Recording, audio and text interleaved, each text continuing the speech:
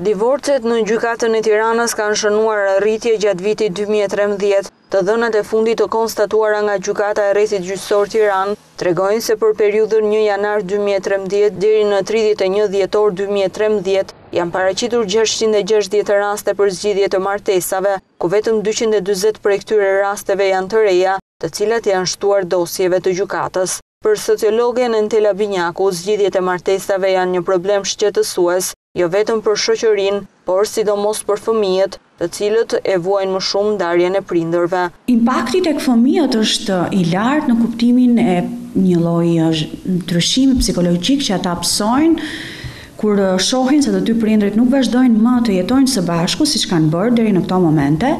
Ka një lloj impakti emocional kur fëmijët fillojnë dhe ndjehen disi më të mbyllur, disi më të brisht, kur shohin se për të mbështetur kanë vetëm njërin prind, ndërsa prindin tjetër në një kohë disi më të rrallë.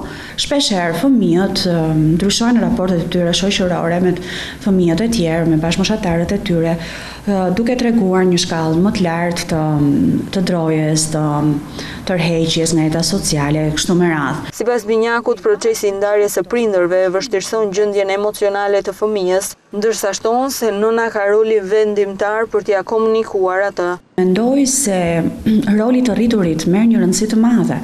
Pra, si nëna, ashtu dhe babai, por edhe të gjithë të rriturit e tjerë që janë pranë këtij çifti tashmë drejt zgjidhjes dhe fëmijës që janë kujdesur për të, që kanë treguar për herë afeksion për të, padyshim që është një përgjegjësi në rritje nga ana e tyre që t'ja komunikojnë fëmijës se prindrit nuk do të vazhdojnë të jetojnë më nën të njëjtën çati, por do të jetojnë secili në një ekonomi më vete, në një strehës të re më vete.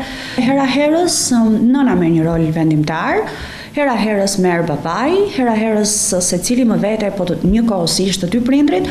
Mosha më e prekur ndaj divorceve të prindërve, thekson sociologja, është ajo nga 10 deri në 12 vjeç, ku edhe vështirësia e pranimit të zgjidhjes së martesës është akoma më e lartë.